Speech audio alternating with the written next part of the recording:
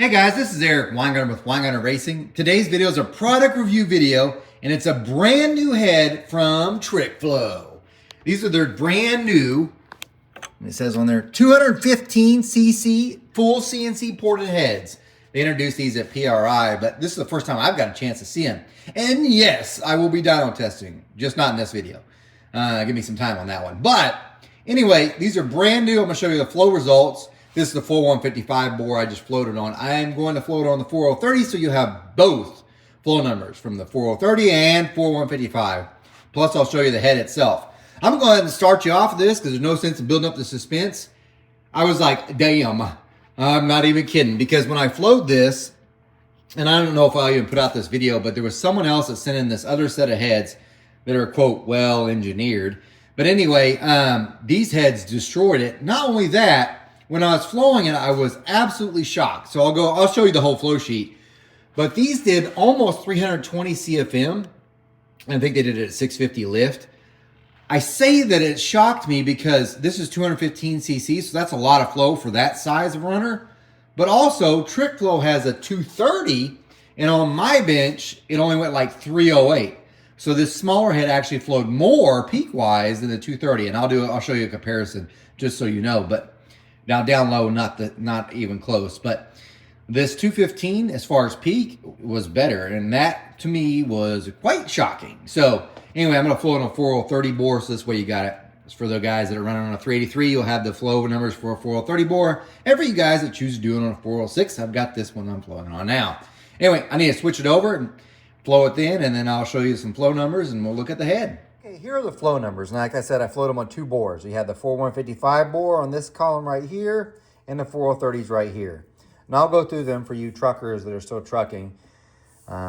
Anyway, so let's just do it. I care most about 400. That's probably the number I'm most important about because I think that makes the most power. But on a 4155 bore, it flowed 245, and on the 4030, it went 240. 500, you went 286 on the 4155 bore and 276 on the 4030. So there is definitely some loss in bore size as far as flow-wise at 500. At 550, it went 303 on the 4155 bore and 291 on the 4030. So yeah, that's like a 10 CFM loss. But still, that's really, really good. 215 cc's on a 4030 bore, 291 at 550, that's really strong. 600, this is the ones I really care about too. At 4155, it flowed 316 CFM, so that's outstanding. And 301 on the 4030 bore, phenomenal. At 650 on the 4155, it peaked at 319, and it went 311 on the 4030. Here's the interesting though, the peak on the 4030 bore hit at 700 lift, and it did 313, but it peaked at 650 on the 4155 bore. Now you might say, why is that happening? Well, here's just your little clue. It has to do with airspeed. So if you flow enough air, eventually that short side there can only support so much air. So you have to do different things with it. Being that this is a smaller runner size head, they're trying to keep the velocity up. So they're not going to make the bowl bigger or lay back the short side more. That makes the port itself bigger. It might flow more air, but it makes it negative for what you're trying to do as far as the lower RPM stuff. But it would make it carry this on. That's why on the 4155 bore, moving 319, but then it backs right up to 317 at 700. But if you compare that to the 4030, because moving less air, it can keep stable longer. Anyway, that's my theory. Exhaust side, phenomenal. This is without an exhaust pipe, by the way. 400, 194 on the 4155 bore and 192 on the 4030. Fantastic. Peaks 229 and 227 on the 4030. Exhaust difference isn't quite as noticeable as with the bore size as it is with the intake. Regardless, is great. This is the intake valve that you get with them. It has a 208 intake valve, and they usually use Freya valves. And I'm trying to see if at the top, yeah, you might see it. The camera probably does not do a great job of, yeah, this is going to be next to impossible. Sorry, guys. But, oh, you camera.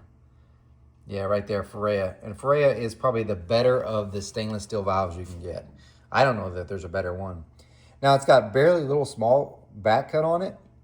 I was kind of shocked that they did that. I thought they would add quite a bit, but it actually works. So this, I guarantee, is an experiment. They kept trying and trying to get different back cuts to get the perfect one that had the best flow curve, and it works.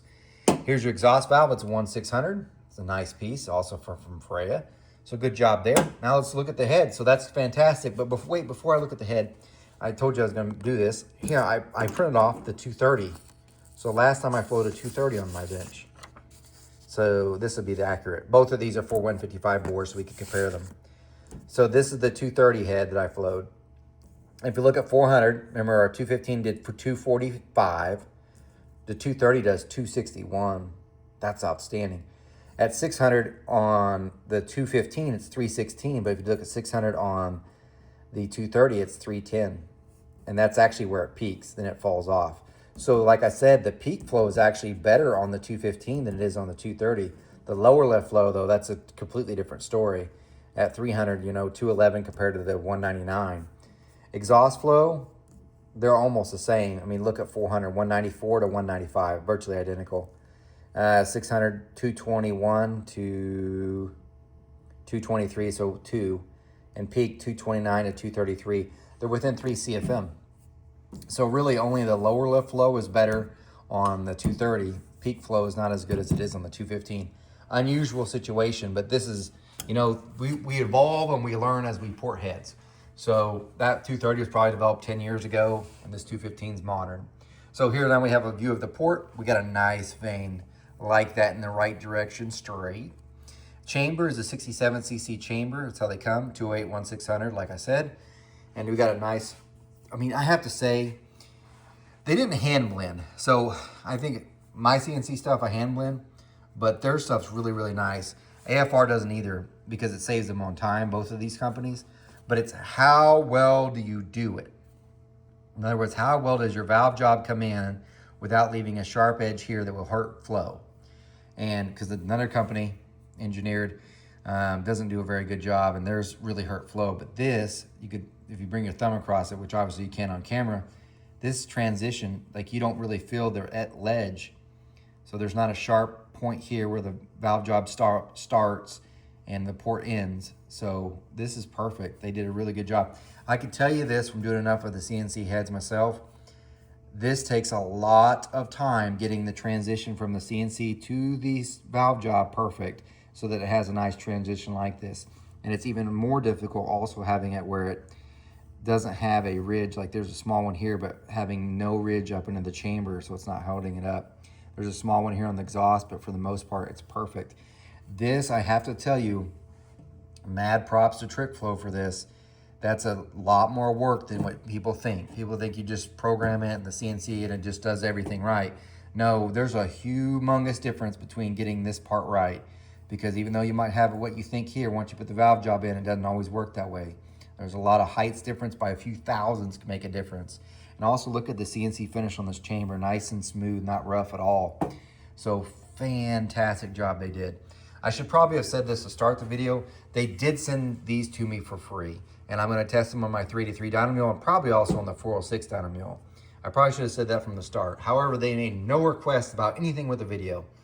They didn't say, hey, make sure you include this. If it's bad, don't say this. They didn't do any of that. They just said, here, do some testing and make sure if you can, just do a video. But nothing like, make sure you include this and say this. If it's bad, don't talk about this. And I'm being blatantly honest with you because I hate it when other influencers, and I don't really consider myself an influencer, but when they get a product and they make it sound greater than it is, but they don't reveal that they're getting paid. They didn't pay me to do this, they just sent the head. So, and I look forward to dyno testing it on both my 383 and the 406, which we'll talk about more in just a minute. But I want to be upfront with you guys because you deserve it. But chamber works, looks great. Let's look at it from the intake view for a second. Remove some stuff.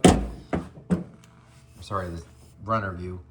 Nice here. I'm gonna stop the camera so I can measure the cross section because I haven't done that yet. Here's a better shot down the runners, but the cross section at the pinch is 2.20. So it's relatively small.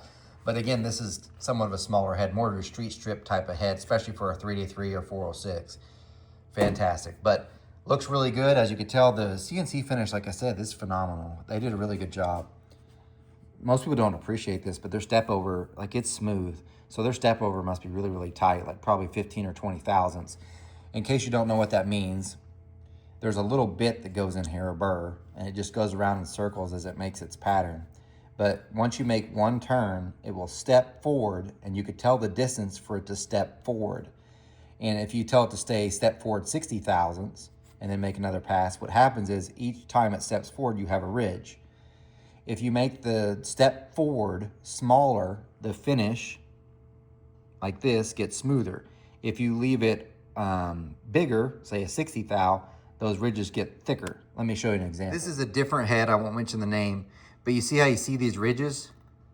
It's because each time it made a pass, it would step forward. Say it looks like this one's probably like 30 or 40 thou, maybe more. And it leaves a ridge each time as compared to the trick flow. Because the step's smaller, the chamber and the ports end up smoother than that. So that's just a little thing for you. One of the things about doing that is it makes the detail in the port much more accurate. So if you're stepping forward, say 60 thousandths, there's some detail from the model that would get missed.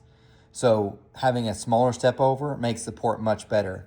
Why don't every company do it? Because if I step forward 60 thousandths, the machine's cutting this head much faster. So I think of a lawnmower that's mowing as a 20-inch wide cut versus a 16-inch wide cut. You've got to do more passes before you cut the yard. Same thing with porting these. So not all companies do this because it really does add time. And machine time costs the companies money. So this finish is better for consumers, but it does take more machine running time, which costs the company more. So not many companies do such a fine finish simply because of production cost. But let's show you the exhaust. Here's your exhaust port. I love it. See how they left material here like you would have for a normal header? There's a really bad trend going on right now for small block Chevys where they leave like the narrowest spot ever because you could never port match a header to that. And a header will always be about this width. So you having it thin in between here only looks good on the bench and it really just hurts power. But this is perfect. There's a small step here because that's another thing about CNC porting. You'll have a cut go in through like this, but they can't go all the way down. So they come in from the bottom side and they'll cut first, and then they'll come in from this side. Where they meet, it's called the step, or a little step over. But there's a little one right there, well, step over is that process, but there's a little spot where they transition between the two tooling paths. This one has a little, which you can't hardly see it, right there. Let me see if I can get it to zoom. Which looks horrible, right? Except for they have it the right way. The step that you see right there, it's a step up. So when it comes on to this part, it steps down. You're like, what do you mean? The air is coming out this way, so it's going this way. So we'll follow this and then drop down. Why is that helpful? Because that's how it should be. It's leaving this way, then step down. So when the reverse pulse hits, it actually hits a little bit of a step up. So it's more restrictive for the air to go that way and less restrictive to go this way. Perfect. Sometimes that happens on the short side too, where it's great one way and less the other way. That's a small benefit. You might sand this down, but you'll see no CFM gain, and you've actually hurt reversion a little bit. But they did it right. Looks great. Anyway, that's the head. What's going on with testing with this? I have a 383 with the hydraulic roller. I'm going to test their double hump heads first, the 200cc ones that they have. And then we're going to throw these on there. And then these will make it to my 406 dyno mill eventually after I get done testing all my versions of the Dragon Slayers. But TrickFlow surprised me. I mentioned in my last video that I want to test different rocker arms. So I've got a set of these ones that I've been using forever that the rocker ratio isn't right for what the rocker arm says. In other words, the rocker arm is supposed to be a 1.6. It's actually measuring like 1.4. So I got a brand new set of TrickFlow rockers. I paid for them, just for the record. And they're 1/6 ratio. We're going to measure how much actual lift they do give us. So on the dyno, we'll do a 3/8 stud with the first set of rockers, 7/16 stud with the TrickFlow rockers. Then they were nice enough and they listened to my video. They sent me a stud girdle that fits these heads. So I could test and see if the stud girdle actually does anything. Then this particular head also I have, because my Dragon Slayers take the same shaft rocker setup. I can test the shaft rocker version. All are 1/6 ratio, so it works out great. But anyway, guys, thanks for watching this video. Remember, I am no Superman. I did race Superboy. I don't port cast iron heads. I don't respond to Facebook or Instagram messages. The best way to reach me is through email, which is winegartnerracing@gmail.com. Thanks again to TrickFlow. You guys take care.